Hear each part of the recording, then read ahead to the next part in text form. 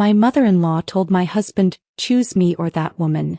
He packed my bags while I was at work, not knowing I just inherited $40 million from my grandma. Hello dear ones. Please subscribe, comment a quick hi, and tell us where you're watching from. Now let's continue this journey together. I stood outside my own house, staring at 3 suitcases on the porch like they were props in someone else's nightmare. My hands trembled as I touched the familiar purple luggage, the set Jared bought me for our honeymoon 3 years ago. The irony wasn't lost on me. Jared. I called out, pushing the door open. The house was silent except for muffled voices upstairs. My heart hammered as I climbed the stairs, each step heavier than the last. I found him in our bedroom with his mother, Lorraine, standing beside him like a general surveying conquered territory. The closet doors hung open, my side completely empty. My dresser drawers pulled out, barren. Even my grandmother's quilt was gone from our bed. What's happening? My voice cracked, barely above a whisper. Jared couldn't meet my eyes. After 5 years together, 2 dating, 3 married, he suddenly found the carpet fascinating. Lorraine, however, looked directly at me with those cold gray eyes I'd learned to fear. He made his choice, she said, crossing her arms. Finally. Jared. I searched his face for the man I'd loved, the one who promised me forever under that oak tree in his parents' backyard. Talk to me. Please. He cleared his throat, still not looking up. Mom needs me, Tasha. She's been sick and... I gave him an ultimatum, Lorraine interrupted, her voice sharp as broken glass. Me or that woman. A man's duty is to his mother first. I raised him alone after his father died. I sacrificed everything. The room spun. That woman. After 3 years of Sunday dinners, birthday gifts, and biting my tongue through countless passive-aggressive comments, I was still just that woman. You can't be serious, I said, looking between them. Jared, we're married. We took vows. Lorraine stepped closer, her perfume, that expensive floral scent she wore like armor, filling the space between us. Vows don't trump blood. I've been having chest pains, severe ones. The doctors say stress is making it worse. And you, Tasha, you stress her out constantly. I stress you out? The words exploded from me. I've done nothing but try to make you happy. I changed our wedding date for you. I let you redecorate our living room. I even quit my job at the law firm when you said Jared needed a wife who could host proper dinners. Jared finally looked at me, and what I saw broke something fundamental inside. Guilt, yes. Regret, maybe. But also resignation. He'd already decided. You don't understand the sacrifice she made, he said quietly. Dad died when I was 12. She worked 3 jobs. She gave up dating, her social life, everything for me. So did my grandmother raise me after my parents died. I shot back. But I didn't use that as a weapon against you. Don't you dare compare yourself to me, Lorraine hissed. You had money. Your grandmother had that big house, those connections. I had nothing. I laughed bitterly. Money? Grandma Rose cleaned houses for a living. That big house was a 2-bedroom rental. But she loved me unconditionally. She never made me choose between her and someone I loved. The mention of my grandmother brought fresh pain. She'd passed away 8 months ago, and the grief still felt raw. She would have known what to do. He always did. Jared touched my arm and I jerked away. Tasha, please. Mom's doctor said. I don't care what he said. My voice broke. You're choosing her over your wife? Yes, Lorraine answered for him. He is. I stared at Jared, really looked at him, seeing clearly for perhaps the first time. The weak chin he hid with that beard. The way he always deferred to his mother's opinion on everything from what car to buy to what color to paint the bathroom. How had I been so blind? Say it, I whispered. If this is really happening, Jared, you look me in the eyes and say it. He finally met my gaze, and I watched my husband disappear, replaced by Lorraine's son. I need you to leave, Tasha. Mom's moving in here. She can't live alone anymore, and this house is big enough for her. This house. My laugh was hollow. This house that I helped buy. I put down half the down payment with the money Grandma Rose gave us. And Jared made every mortgage payment since. Lorraine interjected smoothly. You haven't worked in a year. You've been living off my son. The accusation stung because it held a grain of truth twisted into something ugly. I'd quit my paralegal job at Jared's request. His mother's request, really disguised as his concern. A man should provide for his wife, Lorraine had said over Sunday dinner.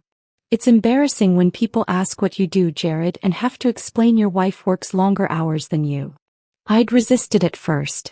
I loved my job, loved the independence, the purpose. But Jared had worn me down with promises. We're trying for a baby anyway, he'd said. You'll want to be home then. Why not start now? I got that promotion. We'll be fine.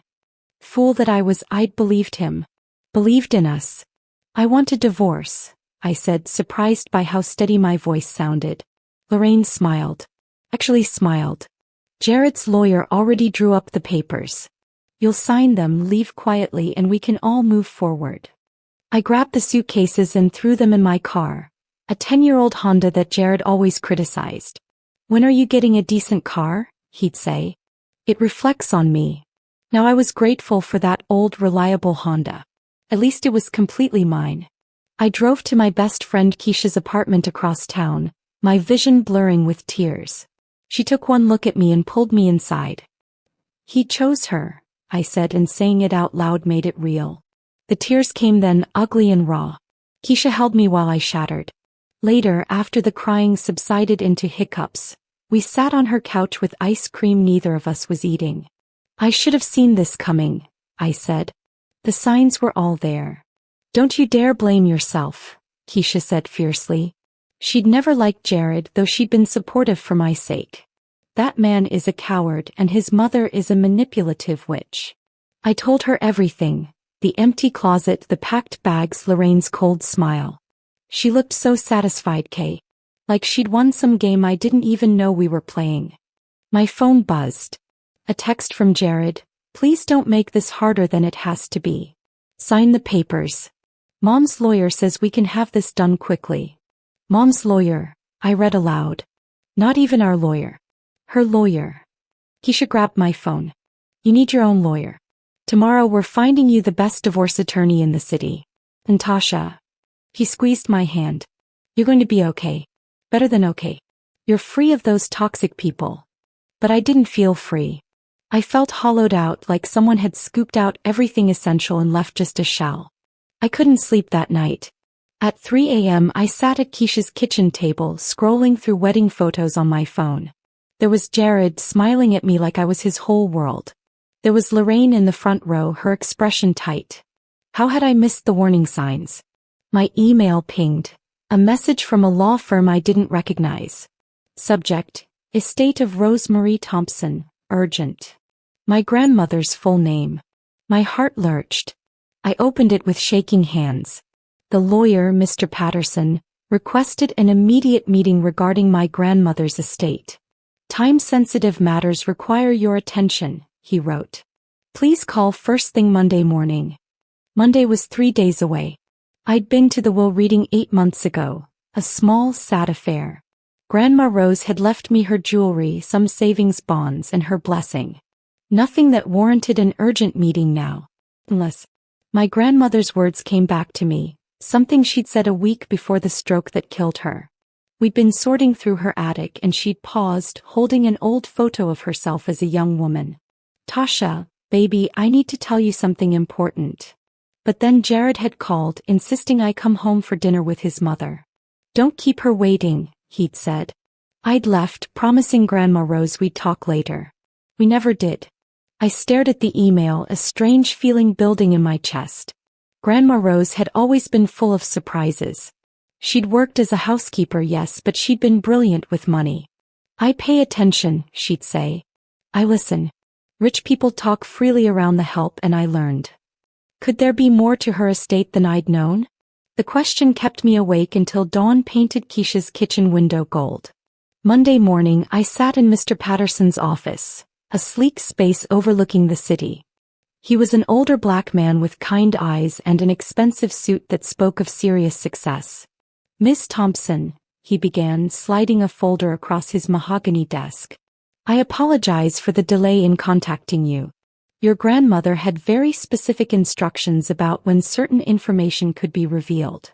What kind of information? My voice sounded small in the large office. Your grandmother was a remarkable woman. She worked for the Whitmore family for 35 years. Do you know them? I shook my head.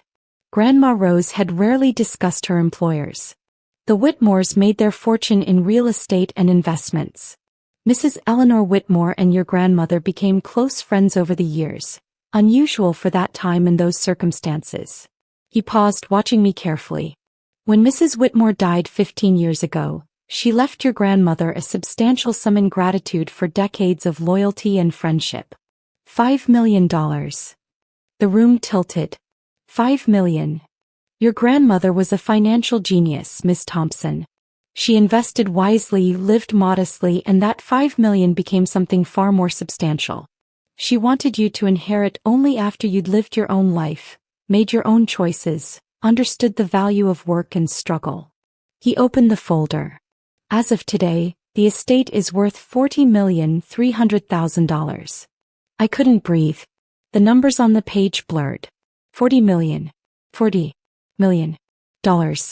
She also left you this letter to be delivered only at this meeting. He handed me an envelope and I recognized Grandma Rose's elegant handwriting.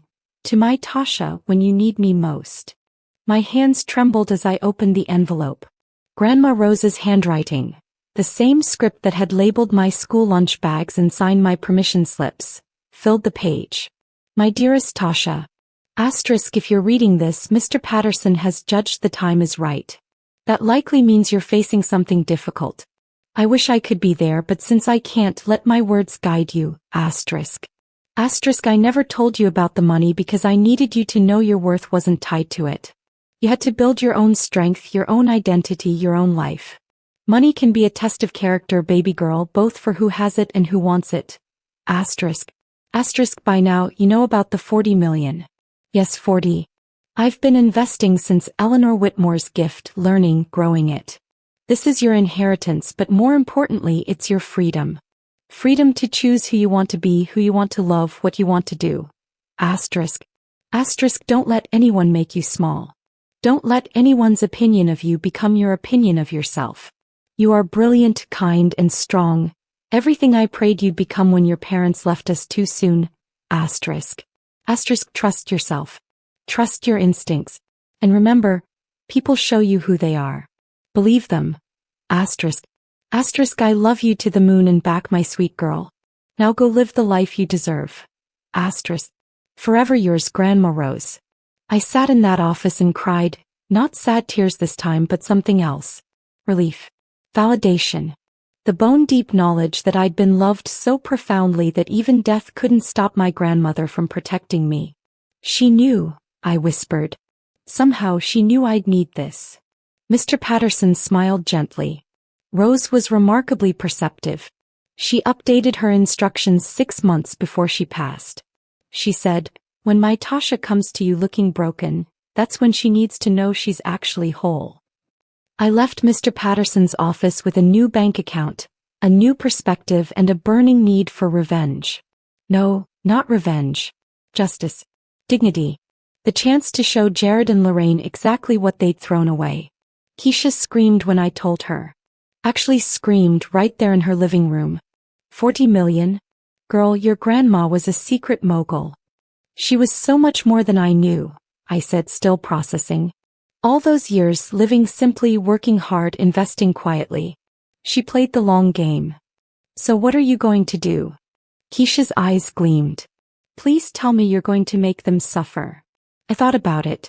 The old Tasha, the one who'd arrived on Keisha's doorstep 3 days ago, would have wanted to burst into Jared's house, throw money in their faces, watch them realize their mistake. But Grandma Rose's letter had awakened something different in me. I'm going to live well, I said slowly. But first I'm going to make sure they understand exactly what they lost. Not the money, me. I called a lawyer that afternoon. Not just any lawyer, but Christine Morrison, the city's most feared divorce attorney.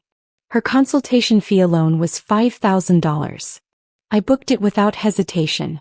Christine was a sharp-featured woman in her 50s with silver hair and eyes that missed nothing. "Tell me everything," she said. I did. The ultimatum, the packed bags, Jared's weakness, Lorraine's manipulation.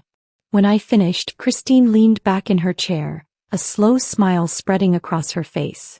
"Oh, we're going to enjoy this," she said. "Tell me, does Jared know about your inheritance?" "Nobody does. The will reading 8 months ago only covered her personal effects. This was separate, managed by a different firm." "Perfect. Let's keep it that way." Christine's strategy was surgical. First, we let Jared think he had the upper hand. I signed his papers, or rather papers that looked like his papers but were actually Christine's version, protecting every asset I'd contributed to the marriage and then some. "He won't read them carefully," Christine predicted. "Men like Jared assume women will just go along." His mistake. He was right. 2 days later, Jared texted, "Thanks for being reasonable about this. Mom's lawyer says everything's in order." I stared at that text, marveling at the audacity. Thanks for being reasonable. Like I should be grateful he was discarding me with such efficiency. But I waited. Christine was building a case, documenting everything. The coercion, the financial manipulation, Lorraine's interference. "In this state, emotional duress is grounds to contest a divorce settlement," she explained.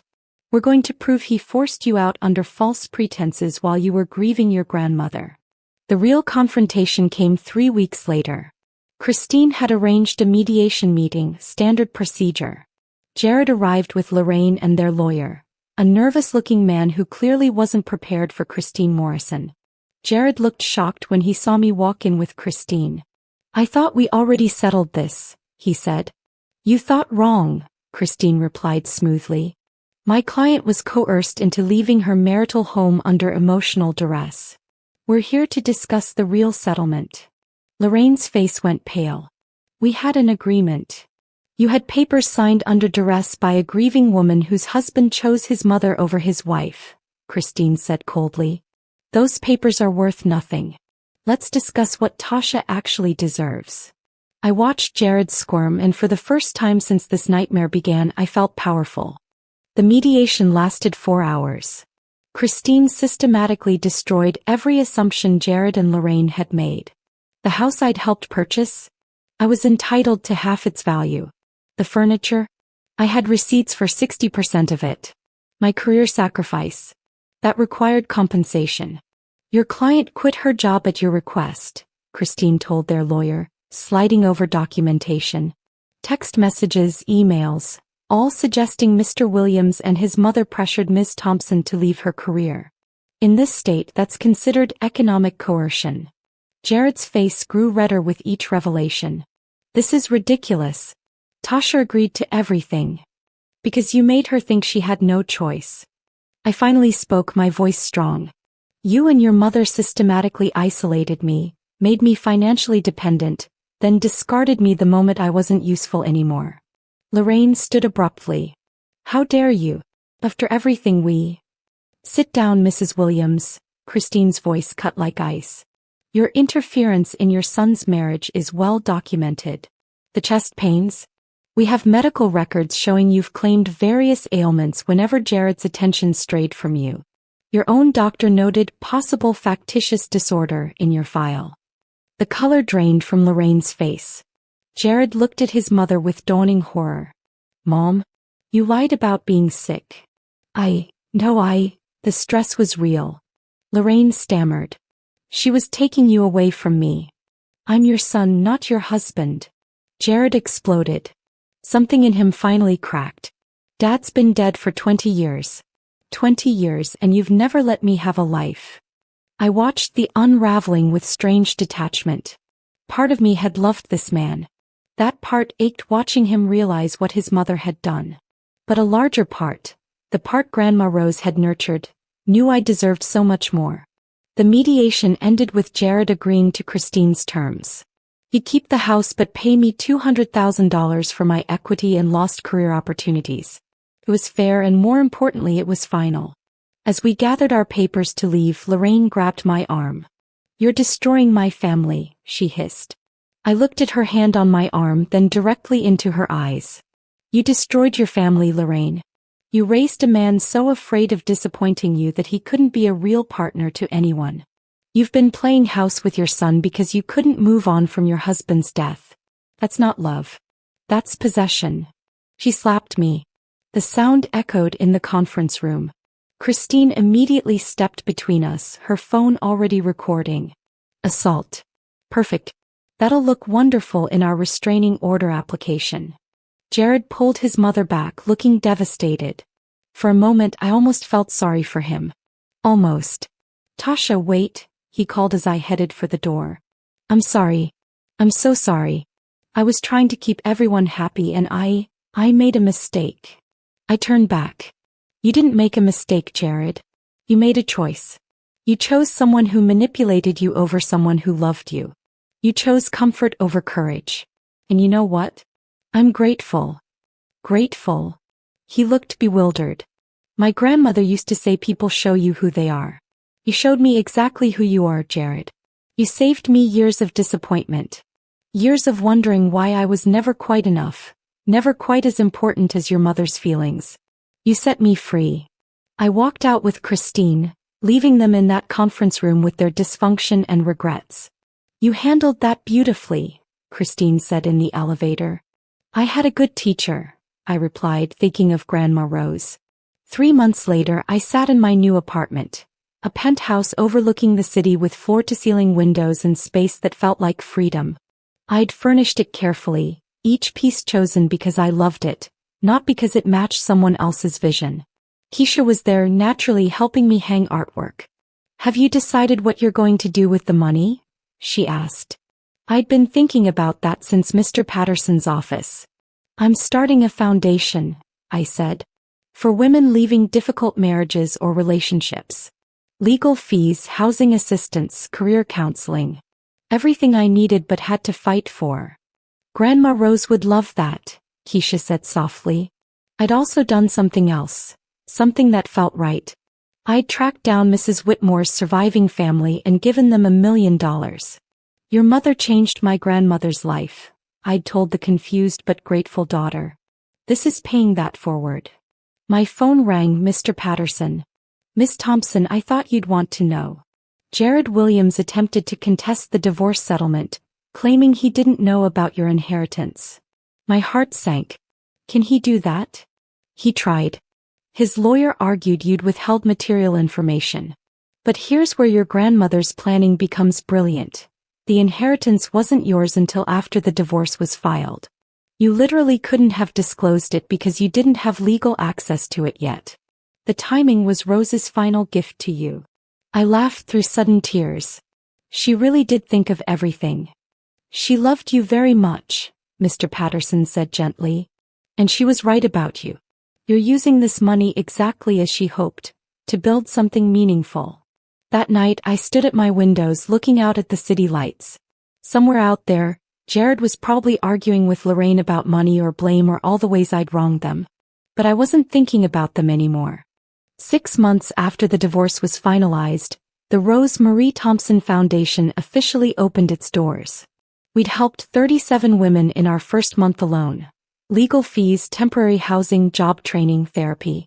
Each woman who walked through our doors carried the same look I'd had on Keisha's couch. Broken but not destroyed, hurt but not defeated. I met a woman named Angela who reminded me of myself. Her husband had isolated her, quit her job, made her dependent, then left her with nothing. I don't know who I am anymore, she'd whispered. I took her hands. You're about to find out. And it's going to be amazing. I never saw Jared again after that final mediation. I heard through mutual friends that he'd moved with Lorraine to another state, starting over. Part of me hoped he'd find peace, learn to set boundaries, become the man he could have been. But that wasn't my concern anymore.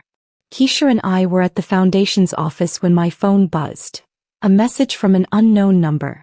Against my better judgment, I opened it. It was from Jared. Just 2 words, I'm sorry. I stared at those words for a long time, feeling nothing. No anger, no satisfaction, no lingering pain. Just the quiet knowledge that some apologies come too late to matter. I deleted the message and looked around at the office, at the photos of women we'd helped, at Keisha laughing with our newest counselor, at the life I'd built from the ashes of my marriage.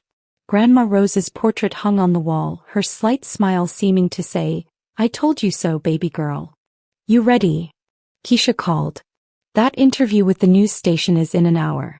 They want to talk about the foundation's expansion." I grabbed my jacket, designer now, something I'd bought because I loved it, not because I was trying to impress anyone. "Ready?" As we headed out, I caught my reflection in the glass doors. The woman looking back at me was someone Grandma Rose would recognize. Strong, purposeful, unafraid. Someone who'd been broken and rebuilt herself into something better. Jared had given me an ultimatum thinking it was an ending. But it was actually a beginning. The start of understanding my worth, my strength, my ability to survive anything. The betrayal had hurt. The loss had gutted me. But Grandma Rose had been right. People show you who they are, and in breaking me, Jared had actually freed me. I stepped into the sunshine, ready to help other women discover the same truth. Sometimes the worst thing that happens to you becomes the doorway to your best life. You just have to be brave enough to walk through it. If this story resonated with you, please like, subscribe, and share your own experiences in the comments.